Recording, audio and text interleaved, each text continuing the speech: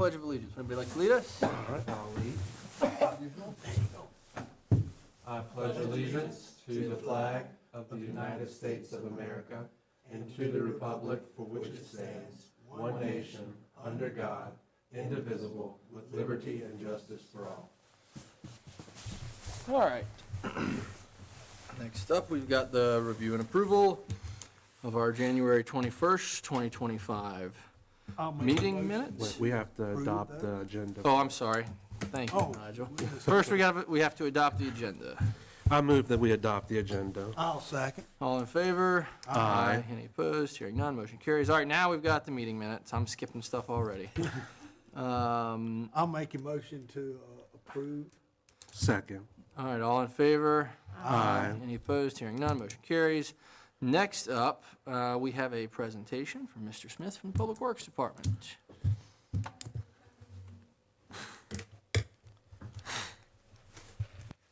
Who I'm sure will have lots of questions for about snow removal, which is the first thing he wants to hear about this evening, right? All fine, I can handle it. Thank you for coming. Yeah, thank you for having me. This first part is going to sound a little more scripted, a little more formal. I am going to try to kind of move through this, give a highlight of the department, and then we can have time for questions. Put me on the spot a little bit more. But anyway, to get started, good evening, members of the Planning Commission. I want to thank you for the opportunity to provide you with an overview of the Waynesboro Department of Public Works and how our efforts relate to efforts of this commission.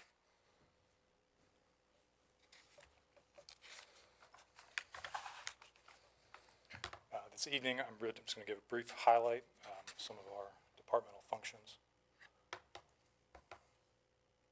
starting from our org structure, moving all the way into development, which I think are things that you all are most concerned with.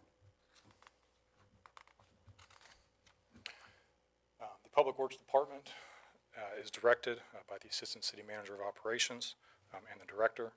The department is broken down into smaller pods, divisions. Each have roles within the organization. Our Operations and Utilities Division on the left-hand side there. Focus on maintenance, city utilities, streets, along with garbage collection and fleet maintenance. The departmental functions sort of in the center of that chart that have more of a defined regulatory framework, such as water, wastewater treatment, landfill closure, backflow prevention, stormwater administration. Those are managed by the Assistant Director. Over on the right-hand side, development, contract management, project management is the primary focus of the engineering division. Currently, Public Works has 124 approved full-time positions for the engineering division, customer service, operations, and utilities. For some context on how the continuing programs and projects in Public Works are funded and structured, we operate 4 separate enterprise funds: water, sewer, refuse, stormwater. We have a streets division that is funded through quarterly payments from the Commonwealth of Virginia, also known as Virginia Department of Transportation's Urban Maintenance Funds Program. Our administrative and regulatory programs are supported by general fund, tax revenues, and interfund transfers between revenues across enterprises. Currently, we serve about 9,000 water and sewer utility customers through approximately 410 total miles of public infrastructure and assets. If I'm going too fast, just stop me if you want to read anything that's on I this. will ask if you can maybe talk just a tad bit louder. Louder? Yeah. Sorry. In no particular order, in fact, I think it's actually close to reverse alphabetical order.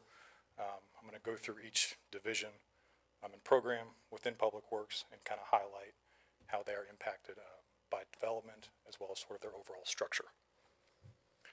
Starting with water enterprise, the water system is responsible for the treatment, distribution, connection services in the city. We have a water treatment plant is located at Coiner Springs, which distributes water through 6 different pressure zones. If you can see sort of the highlights on that chart. It reaches those pressure zones and customers through a series of transmission mains, distribution mains, service lines, tanks, and pumps. For reference, the majority of the development we're seeing right now is occurring in what's called our main pressure zone, with some also in the red top pressure zone. Main pressure zone is kind of that big chunk there in the middle. I think it's highlighted in yellow. The red top pressure zone is sort of that red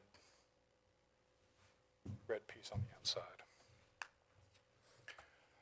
That chart on the right, Public Works also completes periodic water audits to assess the amount of water loss within our system. Some water loss is expected due to meter rounding errors, mainline water breaks, and other factors. However, Waynesboro still trends higher than the expected average of water loss, around 10 to 16%, which is what is expected. Our water utilities staff actively working to use leak detection equipment to pursue leaks on service lines, joints, fittings, valves, things of that nature. This is a focus of the department because it is something under our control to try to manage costs as well as our supply. The challenge with leaks is impervious surfaces kind of work both directions, so we only see them when we see them. Oops. I wanted to talk a couple of ongoing projects the water enterprise is currently administering. Construction is well underway on the raw water tank, the big green tank on the left, which is located at Coiner Springs with an anticipated completion date March of 25, so it's coming up. As you can see, it's finishing up.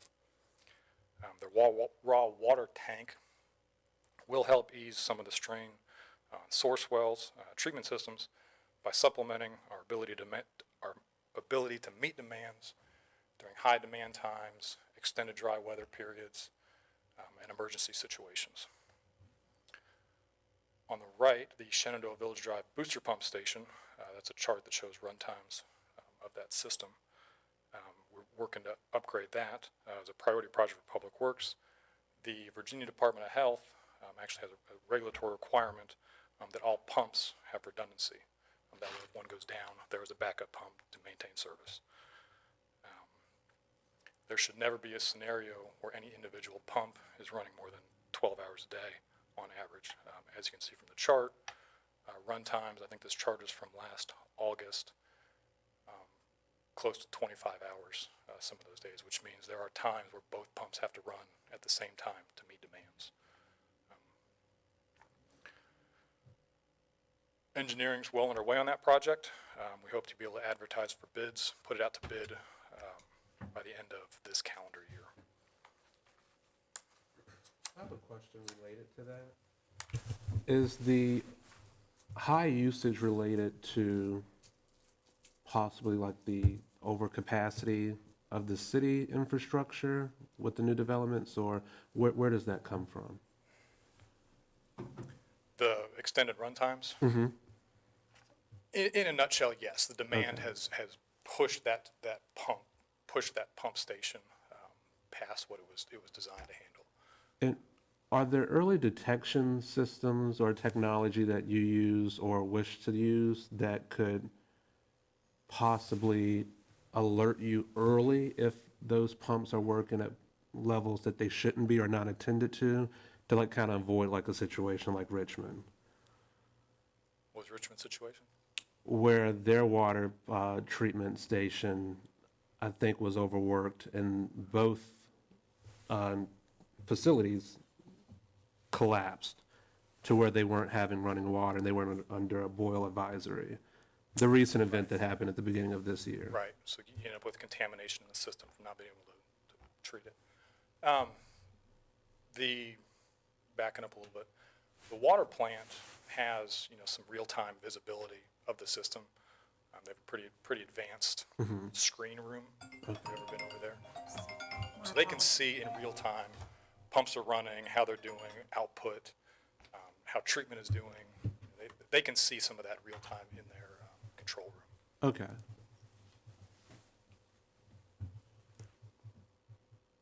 We also do, probably worth noting, we do have some backup plans, emergency action plans, when things go down. We can open to the county, we can open some valves, we have what's called system valves connecting some of these other pressure zones, so we can shove water around if we need to. Okay. We just don't like to if we don't have to. Shifting gears to sewer. Conversely, our sewer enterprise is responsible for the collection and treatment of wastewater as well as maintenance of that system. The sewer system consists of the underwater gravity sewer mains, force mains, service laterals, manholes, pump stations, and a wastewater treatment plant, which is located on Essex Avenue at our operations facility. It's a picture in the bottom screen. Similar to watersheds, the sewer system is divided into 20 sewer sheds, or as we call them, mini systems, which are each of those colored areas on the graph. Bullet point there, the sewer treatment plant is operating roughly 50% capacity. And I don't know if it was mentioned, the water treatment plant is operating 50 to 60% capacity. So both plants have plenty of capacity in them. It's really the distribution system that we have to focus on. And at what point would you raise a concern that we're reaching capacity faster than we anticipated? There's signs along the way for each utility. For sewer, it's overflows. Okay. For water, it's low pressure. It's people not being able to get the services they need. How do you measure 50% capacity? Is that I assume like a volume of intake, or is it by household? Influent. So the sewer treatment plant is capable of treating so much per day. I want to say capacity is 6 million gallons per day, 6 to 8. And similar to this chart on the right, the sewer treatment plant has control room with all sorts of real-time data, daily, hourly, measuring how much they're getting in. So new development potentially may or may not impact that relative to use. And I mean, you're not, so individual households, one at a, 20 or 30 at a time, are not going to impact that on that scale. Exponentially, no, it's an incremental build. I mean, yeah, that's what I'm asking. Yeah. So can you estimate then, marrying new development with the current capacity in terms of how many future homes will up your capacity to the point that you may have to broaden the process, or? Yes, there's different styles of housing. There's some historical numbers, rough estimates for how much water a house will use. A typical standard in design is 3.2 people in a single family house, 3.2 people per house, and a person averages 100 gallons per day of water usage. So you end up with roughly 300, 320 gallons per day for a house. Some use more than that, some use less than that. Some of it varies depending on times. One of the things you look at is peaking factors.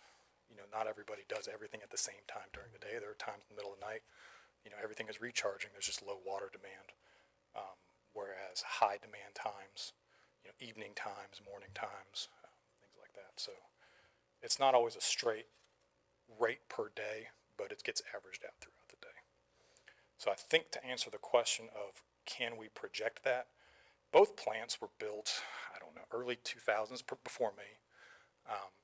And I can best assume that when they were designed and built and constructed, the magnitude of that design looked into the future, looked at how big the city could get, put in a lot of empirical data, and got to a number that said, hey, Waynesboro, build a plant this size for water and sewer, and this should sustain you. Thank you. Is there a possibility we could possibly have those rough figures sent to staff just to have an idea, for us to have that in consideration when we do consider developments and subdivisions?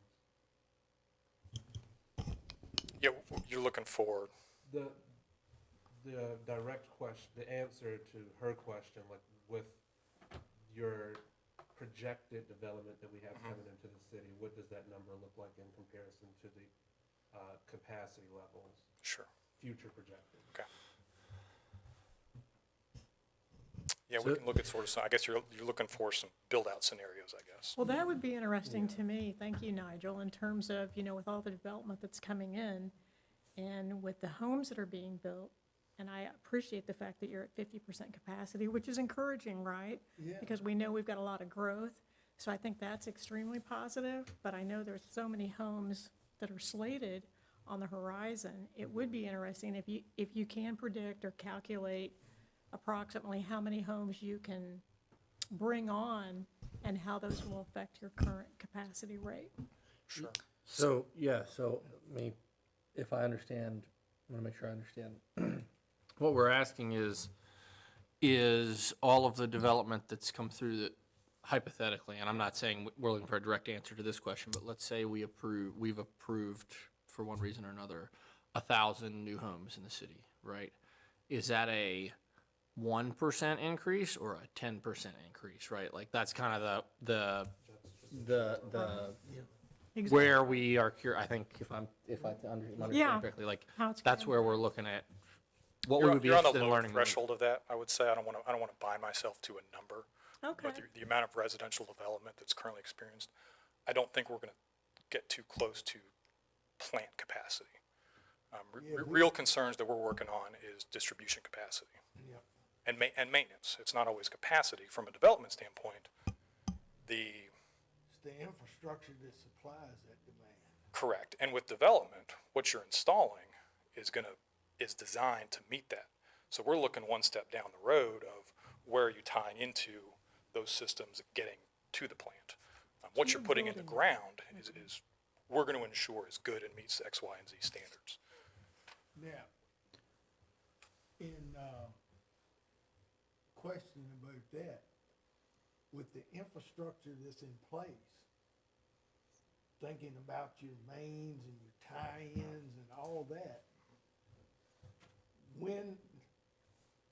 has there been a projection done as to at what point in time you're gonna have to increase the size of the main that all that ties into to go to the plant?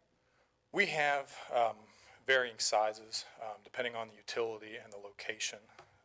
And it's more than just the size. It's also the slope. It's depth, it's things like that.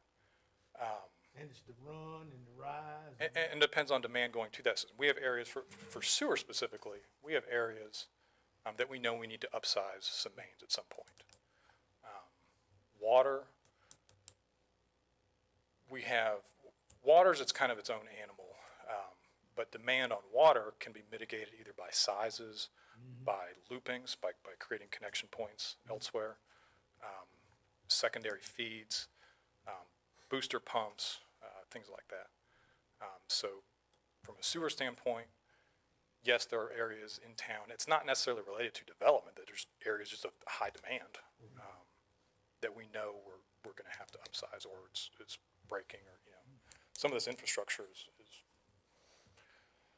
I don't know, probably close to 100 years old. There are probably areas of town that are that old. There's also drainage, stormwater systems. The more roads we build, all that. So there's plenty of infrastructure that we're all looking at. There's street capacities. There's all that stuff. But so I guess to answer the question, yes, sometimes we know there are areas we know we need to upsize areas, and it just varies from location to location. I'm just curious, are y'all keeping an eye on the Hopeman Parkway corridor with all the development out there as to whether or not that those infrastructure pipes need to be upsized? Well, what's interesting with development and looking at capacity, so the Hopeman area, let me just go ahead and get to the next slide. Okay. Because actually, I do talk about this a little bit. So we done jumped ahead. We've jumped 14 slides ahead. Okay. But no, it's fine.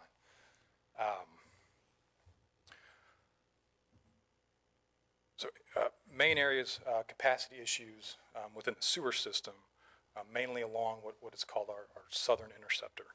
The southern interceptor is sort of that trunk line that traverses through downtown. If you think of it sort of like a leaf, you have all these pieces in a leaf tying into the bigger stem on the leaf, going through the branch, and eventually into the trunk. There are other concerns farther upstream near the club court area, which is actively being monitored. We have things you have sewer meters, and we have some tools that you can put inside a manhole, flow meters. You can actually monitor the flow real time, going through data collection, and be able to see how much sewage is actually going through very specific areas, as opposed to just seeing the large volume that hits the wastewater plant. So So we do try to chip it out a little bit. To what Mr. Gibson was saying, majority of our current residential development is actually along the northern interceptor along Hopeman Parkway.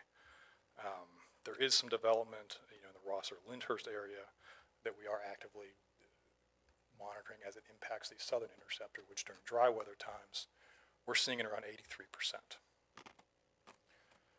The problem with that 83% that we have to keep working on from a maintenance perspective is an ongoing priority where excessive runoff groundwater enters that sewage system called inflow and infiltration, or I&I. This can be from generally old infrastructure. This is a problem with old infrastructure. New infrastructure is generally better not be a problem. Cracked, broken pipes, root intrusion, unsealed joints, leaking manholes, various things. This additional water can stress the treatment capacity and actually can cause overflows and sending raw sewage into surface waters. I&I is a problem, common aging systems. Waynesboro every municipality is dealing with this, and it can result in some regulatory action. But that's not occurring, you said stormwater, but there's no interconnection between the stormwater, either in the old systems in town. No, so that's what's called a CSO, I think is the term. Sorry for all the acronyms. Combined sewer, yeah. Yeah. No, we broke away from combined system 50s, I think. So it's not a question of there's still 15 or 20 high-volume stormwater outlets into the system. It's what you were describing, the root intrusion. Yeah, I&I. But where water's entering, because that's the path of least resistance. Okay, I understand now. And I'm guessing that those pipes are all terracotta. Most likely. Yeah, or, older manholes that are just, old manholes used to be brick. Yeah. And there are probably some older manholes that are in better condition, some reinforced concrete manholes. I don't really want to go down that road, Yeah. but, as things break, maybe the earth moved, shifted, shoved things around a little bit. But you can see on that chart, what some wet weather flows can do to the wastewater system. Of note, current project we have going on, don't want to skip over this. We are currently administering a project to address some I&I issues where we are lining 3,600 linear feet of sewer mains, 2,500 linear feet of laterals, and rehabilitating 31 manholes, meaning we line, you put something in the system to seal it off essentially from the inside out. I'm going to come above ground a little bit, get my head above water. The Streets Division, the largest recurring annual capital expense in Public Works is our pavement management program. The program is primarily data-driven, with the goal being to keep our overall street system in good condition, while also managing costs for resurfacing. Public Works staff looks at what's called the Overall Condition Index, or OCI, along with other factors such as grouping locations for resurfacing activities, pending utility, ADA projects, and work to determine which types of resurfacing and schedules needed for this program. That was a fairly fancy sentence to say we try not to pave streets and then dig them right back up to fix a utility line. We try to think ahead a little bit. As it pertains to development, the priority is to ensure that new streets are eligible for the urban maintenance program I showed you a few slides back, where we get funding from VDOT to maintain streets. The standard in order to guarantee that is to ensure that any new street is designed in accordance with what's called the VDOT's secondary subdivision acceptance requirements, or SSAR, subdivision street acceptance requirements to be compatible with our current maintenance practices, meaning how we maintain these streets, our current practice, how we're staffed for plowing, for snow removal, refuse access, curb and gutter maintenance, sidewalk maintenance, things of that nature.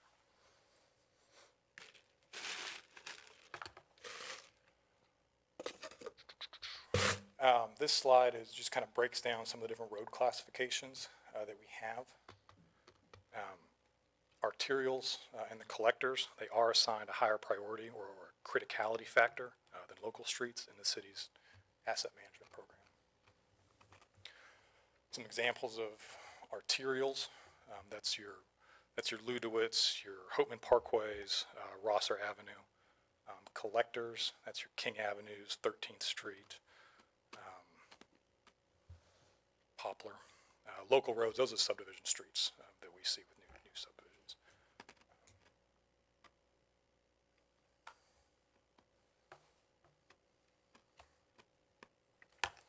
All right, with all the roads, now we got to drain them. So comes our stormwater division. The stormwater division program, this is responsible for the maintenance of drainage systems, and another acronym, our MS4 program compliance. MS4 is the Municipal Separate Storm Sewer System. We were delegated that authority from DEQ in 2014. As it pertains to development, is the VESMP portion, the Virginia Erosion and Stormwater Management Program, part of MS4. That's your E&S compliance, stormwater management compliance for new development. The Stormwater Division also manages a capital improvements program to address areas of recurring flooding. Just some accomplishments over the last year or so. We did complete, or the program completed, a Harmon Avenue capital improvements project. This was an in-house stormwater maintenance crew who installed a pipe system to alleviate flooding, property damage, residences on Harmon Avenue and Faber Avenue. They also completed the Hopeman Station Pond conversion project. The stormwater retention pond was converted into a constructed wetland, which was assisted in meeting some pollution reduction requirements that the city's obligated to do. We also award an annual flush contract to clean and camera the insides of the storm sewer system. Helps us do condition assessments and determine areas that require maintenance. This past year, roughly 7,700 linear feet of pipe of the 77 miles that we have was cleaned, along with 76 storm structures, all cleaned and cambered before and after. That helps clean out debris that gets accumulated, things like that, to make sure that that system is flowing. The Phase 3 Chesapeake Bay TMD Action Plan development was also completed. This is the means and methods to accomplish the remainder of the mandated pollution reduction requirements by June 30th of 2028. And some goals moving forward. There is going to be an effort to reevaluate the 2006 capital improvement plan to try to see if in accordance with any current flooding issues, reassess those areas, new budgets, see if what's changed since that was originally done in 2006. Diving a little deeper into the construction side of things, or development side of things, I guess. The erosion sediment control, stormwater management, like I said, we were delegated authority to administer this program. So we are regulated by the state and federal level. We also are the regulator for contractors and developers within the city. So we're kind of in the middle situation. This includes for E&S, plan review, approval, inspection for E&S measures when land disturbance exceeds generally 10,000 square feet. The intention, which is sort of what that chart is on the right, the intention of the E&S program is to prevent sediment from entering waterways, controlling erosion through on-site practices. That's your silt fence, your sediment traps, vegetation, diversions, things like that. Stormwater management is the post-construction management of runoff. And for this, we review and approve those plans for compliance with both water quantity and water quality. The intention of this program is to mimic how runoff flowed in the pre-development conditions by controlling volumes and velocities of discharge through site design, best management practices, or ponds, as well as pollution reductions. These programs are codified through the state. That's the Virginia Administrative Code that covers all of that. 9 VAC 25-875. It was just redone this past year, and I'm still learning some of the new acronyms and how it all changed. Questions of stormwater before I roll on?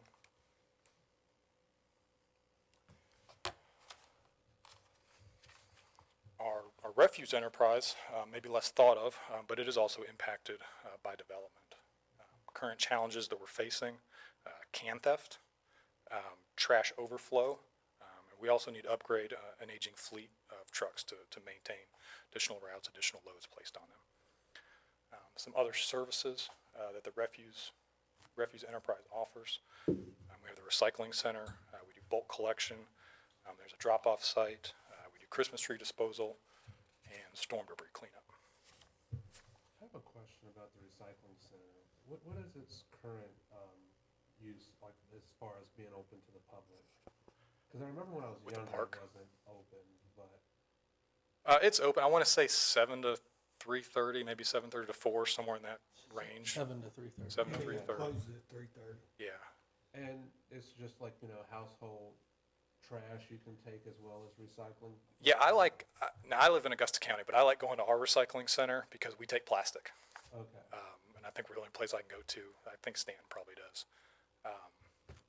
But yeah, I mean, it's big bins sitting there, and you just kind of dump everything over. Yeah, glass, metal, Yeah, aluminum. My kids love taking glass because they can throw it in and hear it smash. But yeah, metals, aluminums, things like that. Where do our recyclables go? I honestly, I'd have to get with those folks. I think we have contracts with various places. But to be fair, I don't know. Curious. Yeah, I'd be hopefully not the surprised- landfill. I'd be surprised if they didn't go to the place in Orange Okay. that takes in recycling. I asked because some number of years ago, Stanton stopped taking plastic because they couldn't, or maybe they stopped taking glass because they couldn't find somebody, Sure. find somebody who was willing to take the glass or something. Anyways, I'm just curious. It didn't seem to impact us here.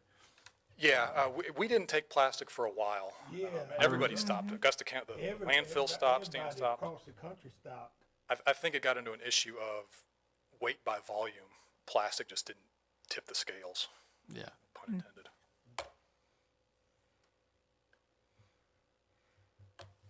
Equipment.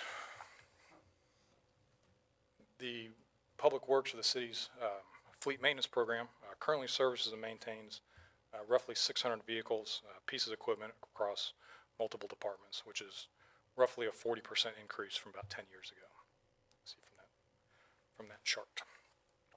This includes specialized public works equipment such as street sweepers, hydro excavators, as well as increased fleet from the police department's take-home program. Of note, outside work repairs have decreased about 68% from 2 years ago, largely due to some in-house incentives and programs to be able to handle that work.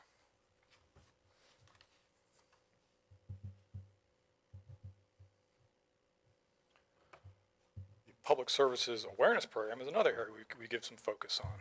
This program includes components mostly to help ensure that public works services well understood, serving the public meaningful, timely, accurate services information.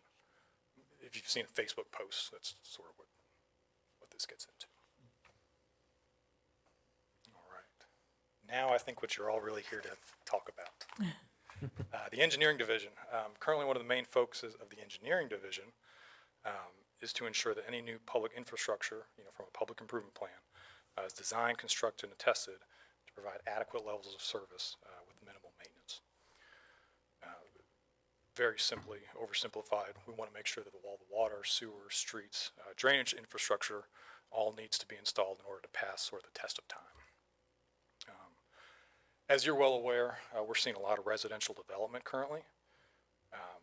Since just in the last 18 months or so, we've reviewed and approved 8 separate public improvement plans spanning 7 different subdivisions that totals roughly 570 lots.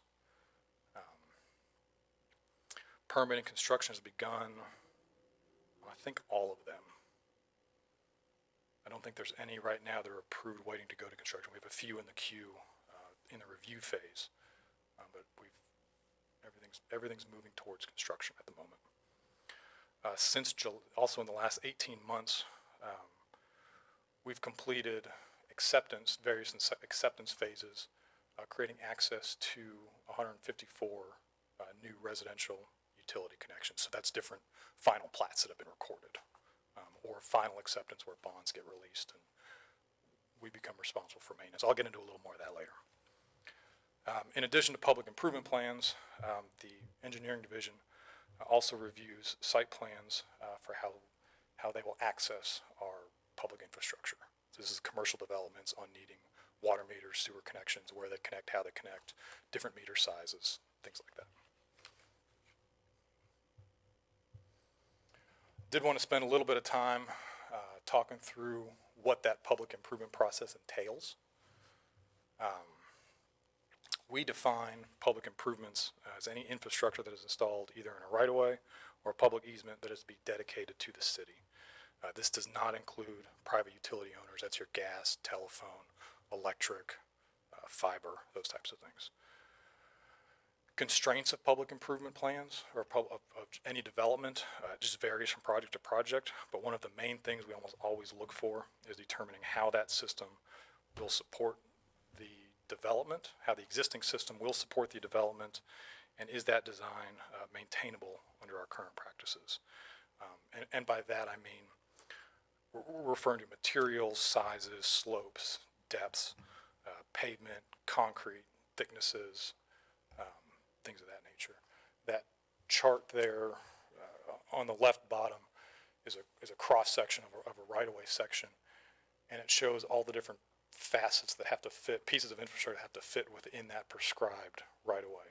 You have a sewer main, you have a water main, you have a sewer main, you have a street system, you have, it doesn't show storm drainage, but you got to drain it somewhere, and you have sidewalks on either side. So we have to make sure all those pieces can fit and work together, not conflict each other, while still allowing flexibility to be, individually designed through each subdivision's desires. I don't think there are two subdivisions that all look exactly the same, and I don't think any locale. We've talked about that. Let's create a standard so they all. I don't think there's two that they all have different constraints that drive them one way or the other. So there is some variability in that layout.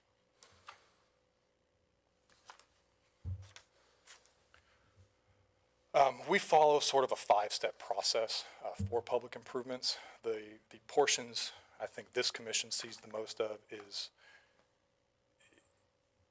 that design phase, for tonight I'll call it the preliminary design phase. And by that I mean I'm gonna in a big bucket I'm dropping in preliminary plats, rezonings, conditional use permits, PUDs, all that stuff that you all, and community development and city council has to navigate, dropping all of that sort of that bucket. This phase can be iterative. It's generally led by community development, the city planner, Ms. Tombarge. At some point throughout these processes, you all receive staff reports that you've seen and read and try to digest. In those staff reports, there's discussions about utility access and streets and all those other things. That information comes from Public Works. So when we look at these, we're examining that, can you connect to it? Not necessarily the nitty-gritty layouts, but can the existing infrastructure support what this development is trying to do? I've mentioned the word maintenance a handful of times. I don't know if you've picked up on that.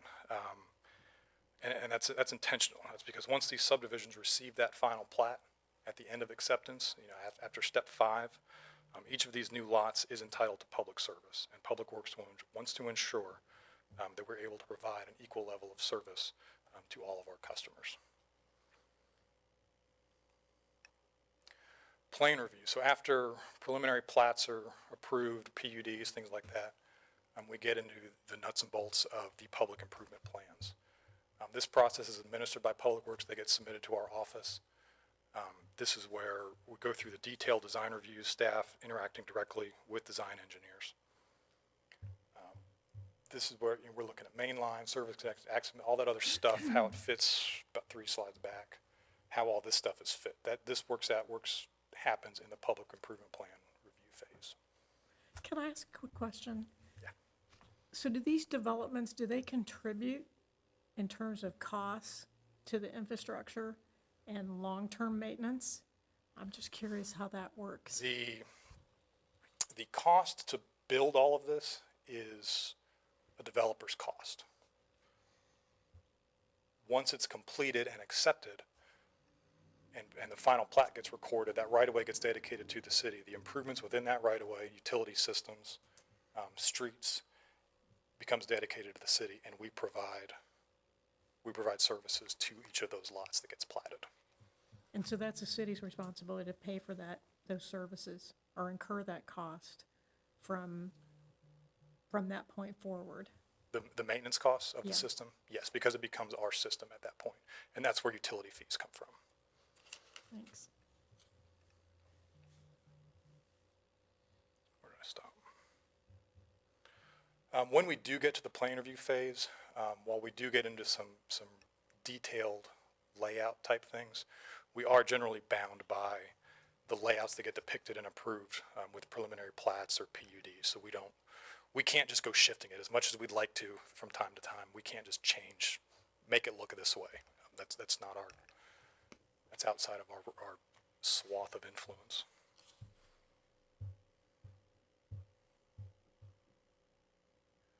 Just for timelines, plan review from initial submittal to approval of a subdivision plan.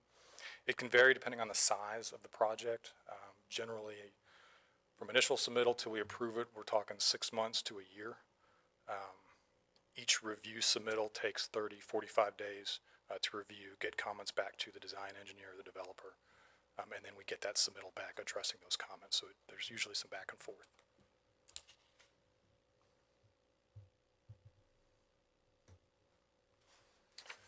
The piece that everyone sees is really the construction phase. This is where we're doing recurring inspections. We have inspectors that go out and meet with contractors, generally on a weekly basis, but phone calls and questions tend to pop up more regularly than that. We're going out and making sure these utilities are installed in accordance with the approved plans, standard details, miscellaneous standards are met. And we also have to react to changes in field conditions. Sometimes you unearth something when you're digging that you didn't realize was there, and you have to navigate it. And then we also do the system testing at the end. That's making sure the water systems are tested, pressure tested, back-T tested. Sewer systems are vacuum tested, make sure it's watertight so we don't have these I&I issues. And making sure that the roads can structurally support the loads. Once we get through all of that, and that can take, again, 1 to 2 years, just depends on the size. Some subdivisions are 10, 20, 30 lots, some are 60 to 70. So it just varies. And sometimes it's not even lots, it's how much infrastructure has to get installed. Do you have to go off-site to get water and bring a water main all the way to your site? Or is it sitting right there? So they all vary. But when we go through the acceptance phase, we ensure that these utility systems, both water, sewer, streets, and drainage systems, are all capable of standalone operations, meaning they're accessible we can isolate both the water and the sewer systems on either end. They're not committed to need connected to on the backside. They will work just as they stand in case nothing else ever happens. And also making sure the streets are accessible for I think I said it, essential emergency personnel. So that's sidewalks, that's making sure road connections are made where they need to be met.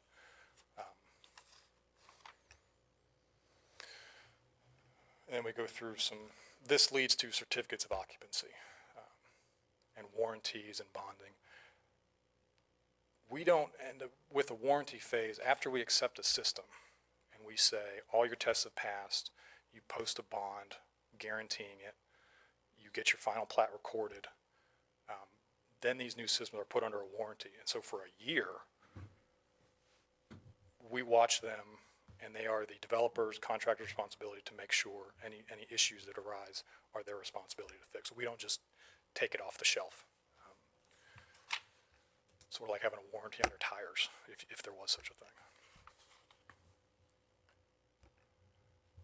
And then to kind of close it out, bring it all sort of sort of back together. In July of 2023, Waynesboro's Department of Public Works began a strategic planning process for the purpose of developing a strategic plan for the department.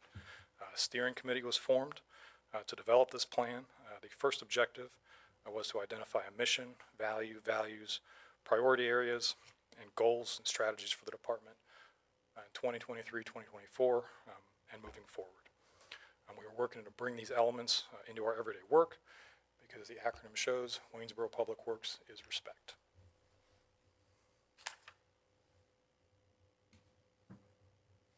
With that, I will attempt to field whatever questions you may have. I don't have any questions. I don't, thank you. Thank you. I have one, which is, we had a discussion, that's probably been a year or so ago now, about speed bumps and speed bumps being incompatible with snow removal. And I was wondering if that discussion has ever, which I was a little frustrated by, because I'm sure, I've never been, but I'm sure there are speed bumps in Boston and Minneapolis, Minnesota, and other places where it snows. Right. And, you know, it was raised as a relatively low-cost traffic control measure. And so I was wondering if that's something that's ever been discussed, if that's something that's a position, or if you could speak on that at all. And if not, that's okay, but. I can speak to it a little bit. Everything has its pros and cons. Speed bumps, like you absolutely touched on it. Low cost, and same with the raised, I can't think what they're called. Humps. Rumble strip. Rumble strips, yeah. Snow is a hazard regardless. You know, we can't totally design our system around snow, something that we do a very low percentage of the lifespan of the street. But we also want to mitigate the hazards of that, because if we go, snow is hard on equipment, it's hard on infrastructure, it's hard on curbs, it's hard on it tears stuff. So there is a balance in there. Speed bumps, we have a few in the city. Yes, they would be a hazard.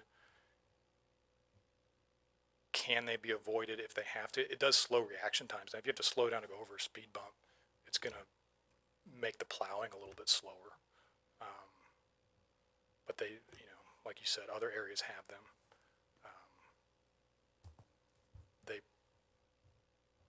We would probably have to make sure we had some sort of maintenance program, you know, make it specifically addressed to them. So that comes at a cost, you know.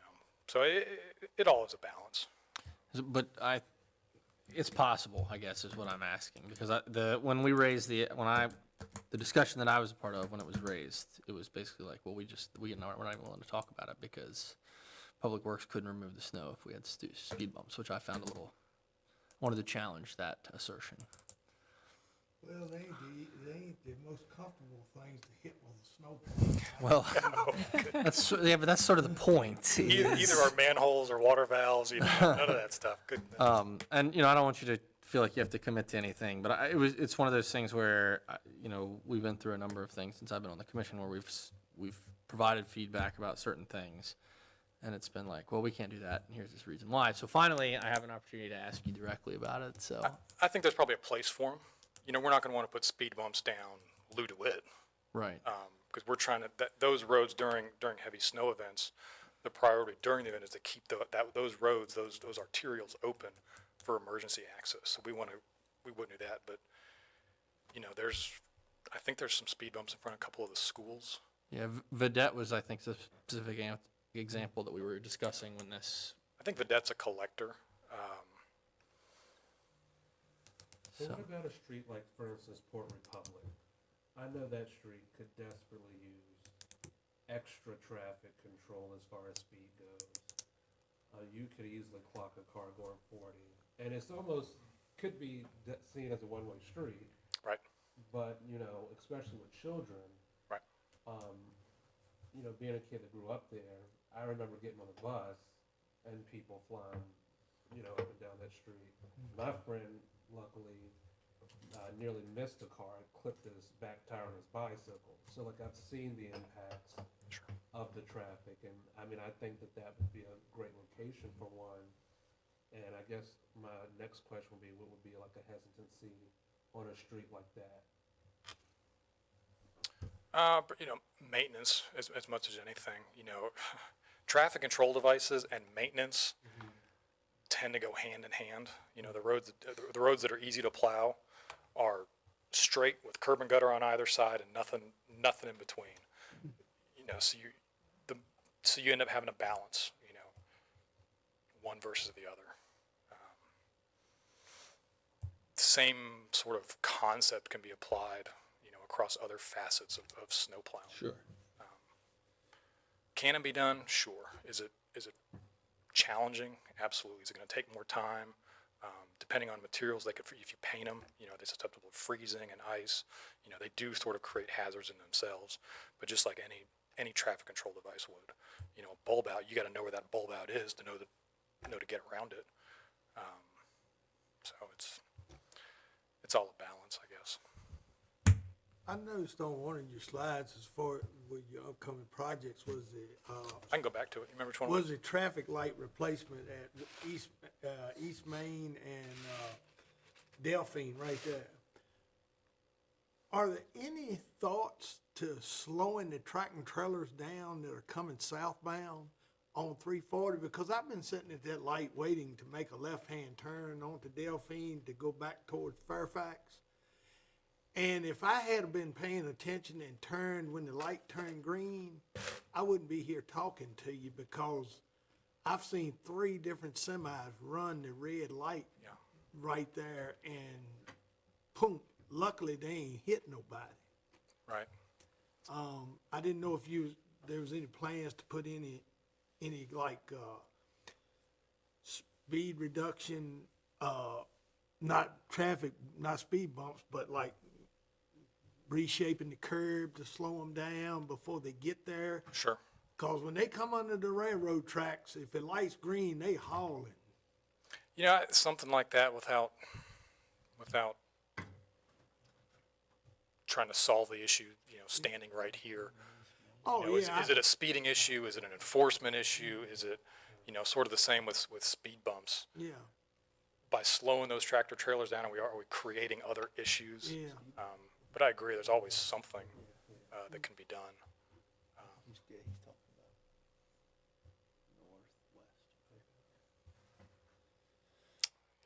All right, do we have any other questions? Thank you so much for your time this evening. Really Thank you. appreciate it. Thank you. Thank you. Thank you, Tom. All right, now we have review of minor subdivisions and final subdivision plats approved since the January 21st, 2025 meeting. With that, I will hand it off to our wonderful staff to take it away.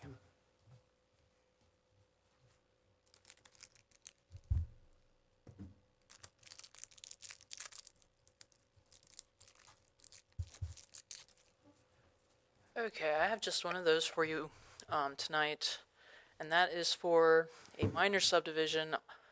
It was actually a lot line adjustment, but it is considered a minor subdivision off of Ivy Street, just north of Anna Maria Estates development. So initially, it was for these 2 parcels, and initially this parcel had its property line right here, so you had this big sort of, not quite an L-shaped parcel stretching back behind. They came in with a minor subdivision to remove the property line right here and just take that parcel all the way back. So it's 2 sort of similar sized parcels. So that was what they were trying to do with that minor subdivision. Happy to answer any questions.